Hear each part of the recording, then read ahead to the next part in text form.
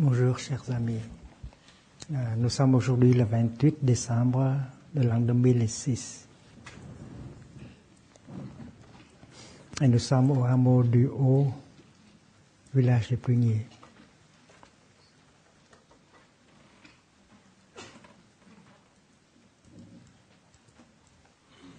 Est-ce que Dieu est une invention de l'homme ou bien une réalité? Est-ce que le royaume de Dieu est une invention de l'homme ou bien une réalité?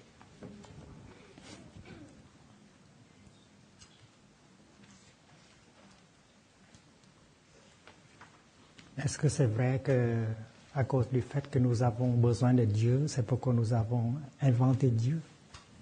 Ou bien Dieu est une réalité?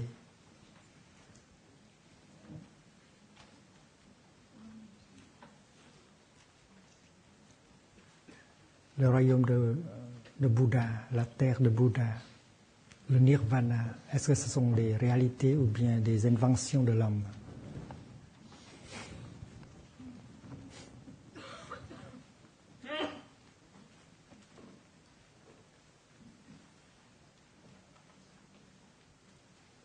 Parmi nous, il y a des hommes et des femmes qui ont eu l'expérience de Dieu,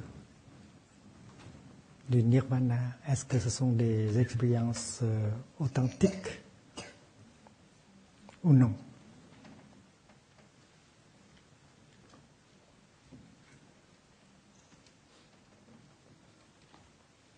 Pour moi, les étoiles sont très belles. Le ciel bleu, la brume, les arbres, la neige, les hommes, les femmes, les enfants, les oiseaux, tout ça, c'est très beau.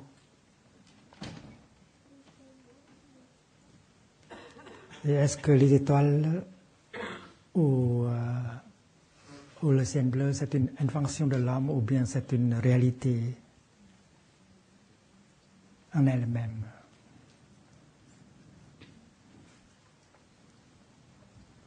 La neuroscience parle de la conscience incorporée, la conscience incarnée. C'est parce que la conscience n'est pas possible sans le corps, sans le cerveau.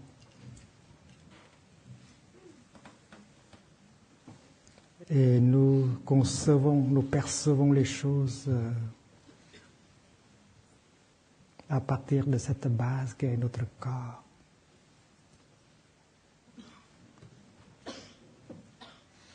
Les oiseaux et les chats regardent le monde et ils voient le monde différemment.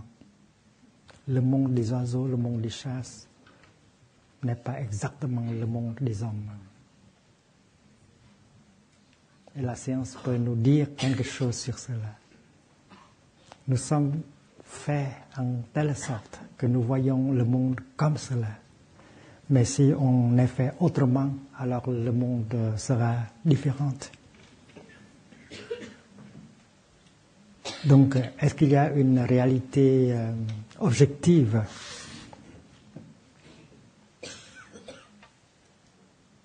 pour tout le monde? Pour tous les hommes, pour toutes les femmes, pour tous les oiseaux, pour tous les chats. Est-ce qu'il y a une chose complètement objective?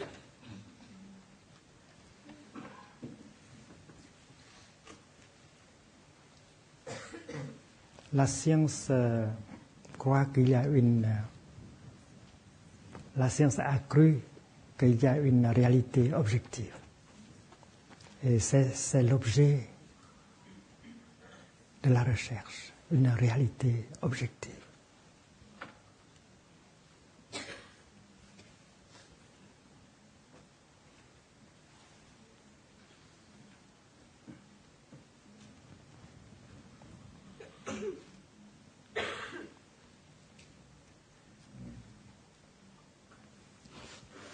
Dans les dernières décennies, on a commencé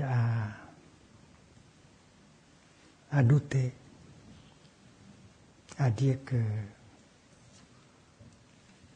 il y a une participation de l'esprit, de la conscience dans tout, dans le tout. Et le subjectif est mêlé à l'objectif.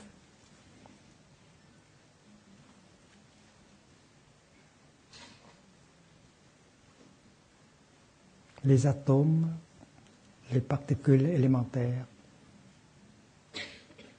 est-ce qu'ils sont des réalités objectives ou seulement des concepts, des notions dans notre esprit?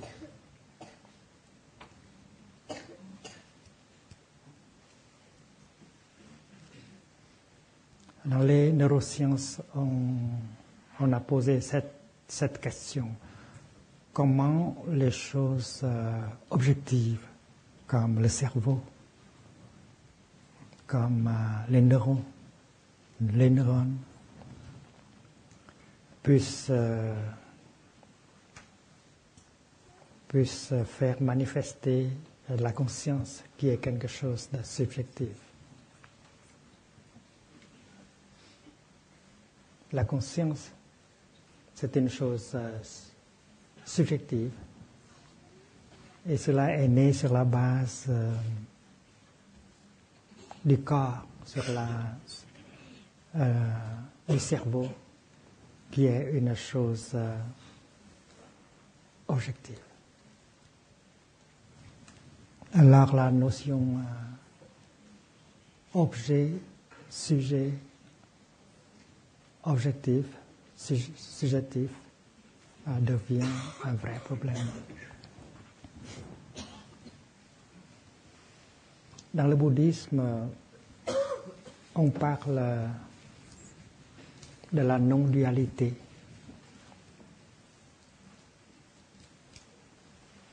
De la non-dualité en ce qui concerne l'esprit et le corps. Ce ne sont pas deux choses séparées. La non-dualité en ce qui concerne le psycho et le soma.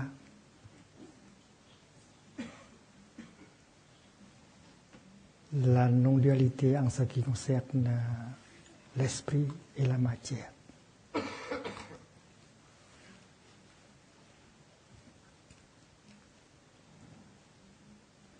La science moderne commence à sentir cela.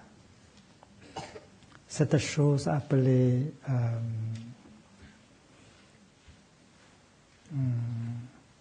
électron n'est pas exactement une chose objective. Il y a beaucoup de conscience, beaucoup d'esprit dedans. Une intervention de l'esprit dans la réalité peut altérer, peut changer la réalité. Dans la science moderne, on parle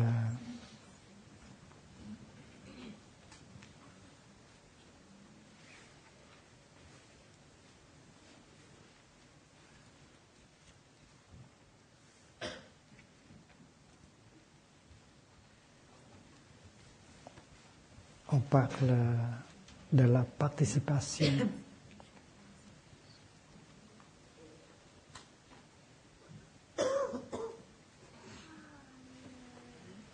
comme étant une chose plus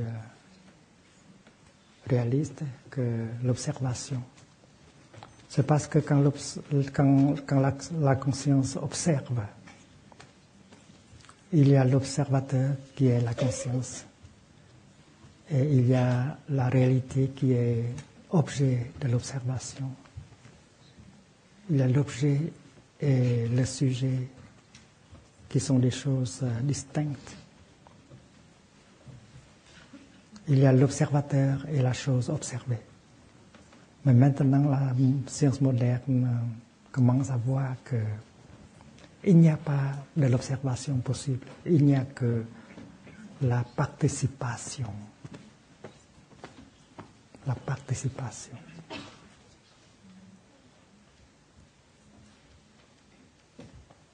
Dans la langue française, il y a le verbe comprendre.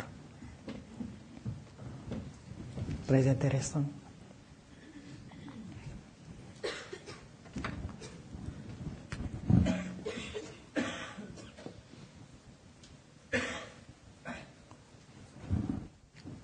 Comprendre quelque chose, c'est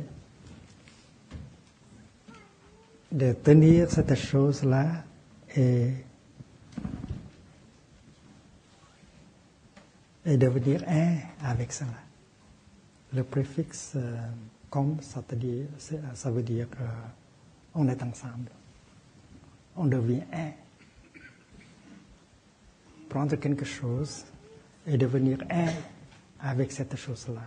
Donc, la notion de participation est déjà là. Imaginez un grain de sel qui se pose la question sur la salinité de l'eau de mer. Le grain de sel veut savoir, veut connaître le degré de salinité de l'océan. Et la réponse, c'est que pour pouvoir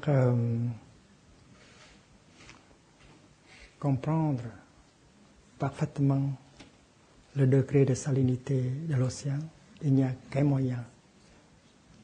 Le grain de sel saute dans l'océan et devient un avec l'océan.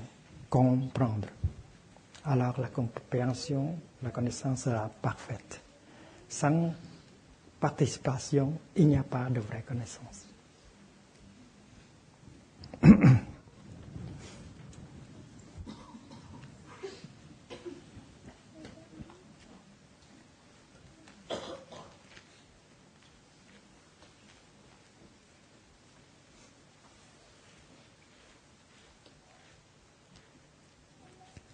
Dans le bouddhisme, on parle de la manifestation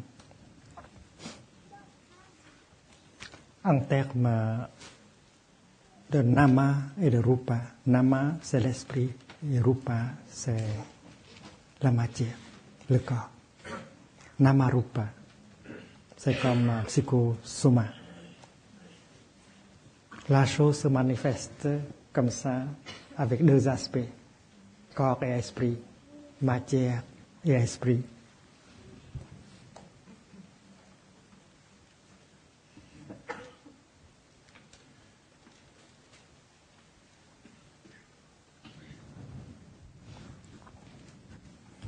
Le mot sanskrit est Vishnati.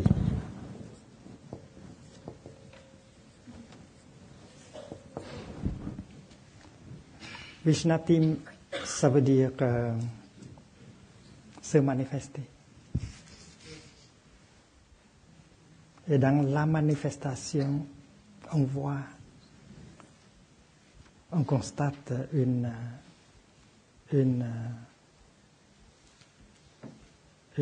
discrimination,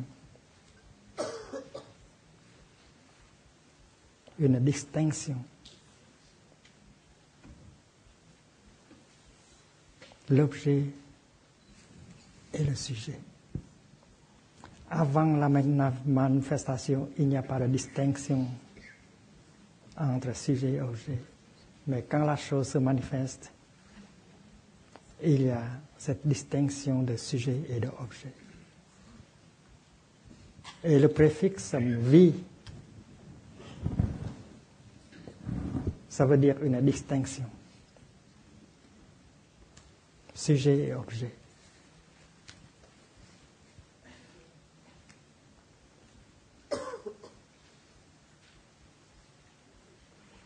Supposons que nous regardons l'océan et nous voyons des manifestations, des vagues les vagues.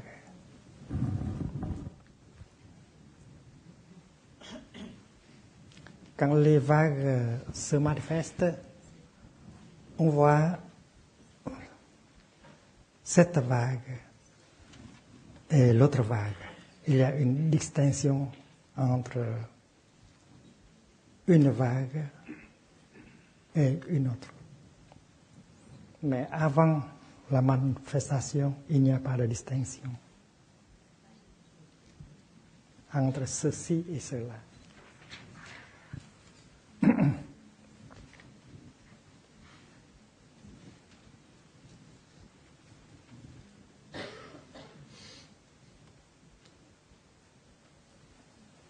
Dans le bouddhisme, on parle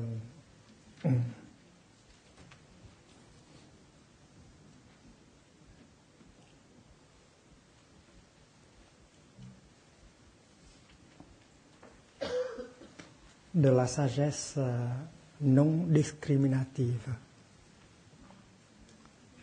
Une sagesse, une connaissance intuitive. Une connaissance intuitive, sans discrimination de objet et de sujet. Le mot sanskrit, c'est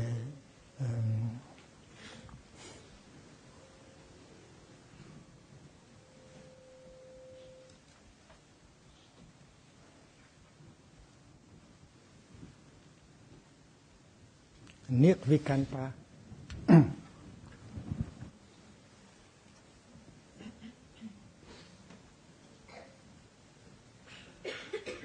Jnana, vô phân biệt trí.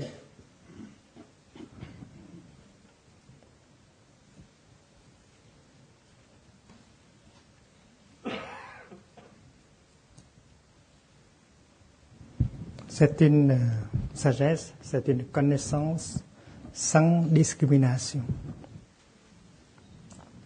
Vikalpa, ça veut dire construction mentale. Construction mentale. Et la construction mentale,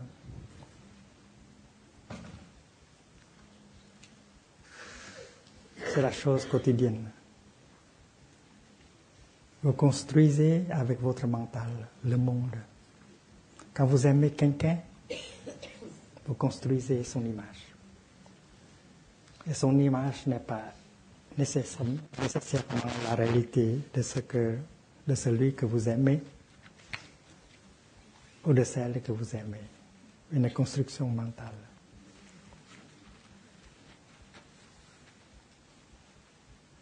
Le monde, c'est une construction mentale. Le monde peut être différent de ce que vous construisez dans votre tête. Donc, nirvikalpa, c'est-à-dire sans construction mentale. Nir comme nirvana. Nir, ça veut dire non. Une connaissance sans construction mentale. Une connaissance directe, intuitive, sans discrimination. Mais quand la chose se manifeste en esprit et corps, il y a une distinction entre sujet et objet. Et alors il y a une discrimination. C'est la connaissance discriminative. Et dans la science, on utilise plutôt cette connaissance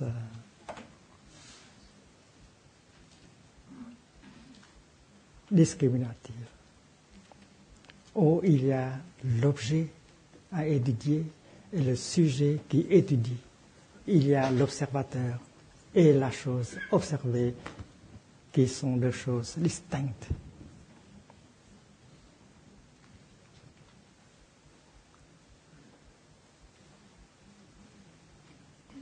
Donc la question posée par les hommes de science, par les neurosciences, Pourquoi une réalité objective comme ça peut faire manifester une réalité, une conscience subjective, c'est-à-dire la conscience? Comment le cerveau, avec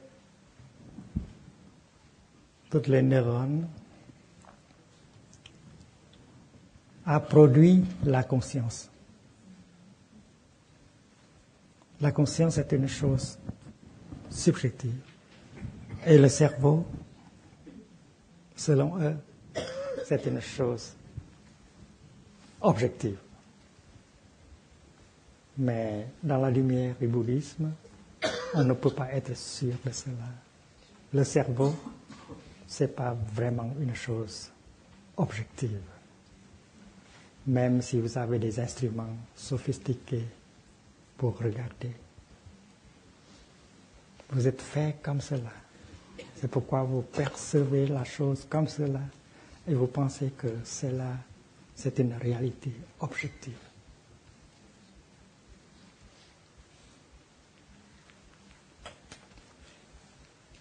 Vous avez utilisé votre connaissance discriminatoire pour voir les choses. Vous n'avez pas utilisé votre connaissance intuitive, directe. C'est pourquoi cette dualité continue à exister, objet et sujet, l'objectif et le subjectif, l'objectif et le subjectif.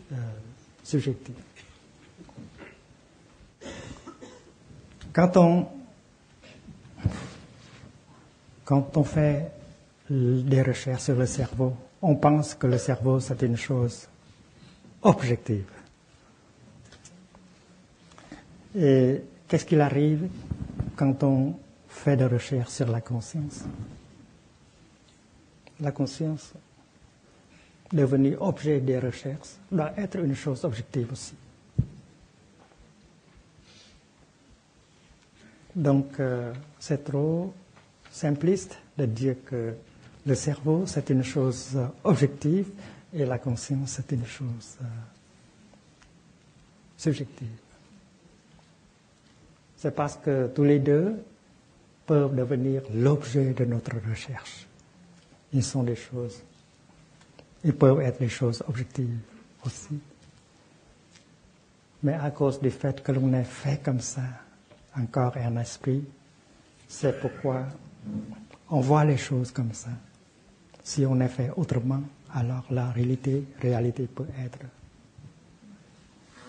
très différente. Les chiens peuvent entendre des choses que l'homme ne peut pas entendre.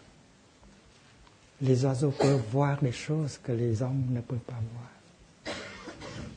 Alors, on est esprit incarné, on est conscience incorporée. Alors, il y a un certain degré d'objectivité, de subjectivité dans tout ce que l'on voit, dans tout ce que l'on perçoit.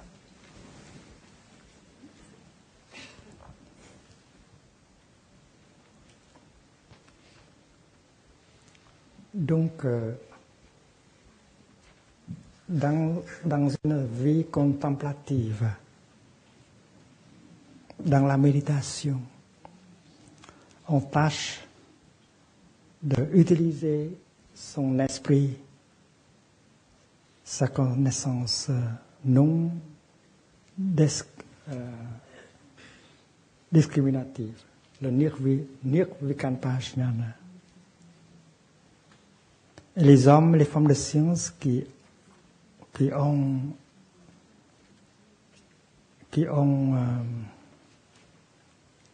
une puissante capacité d'intuition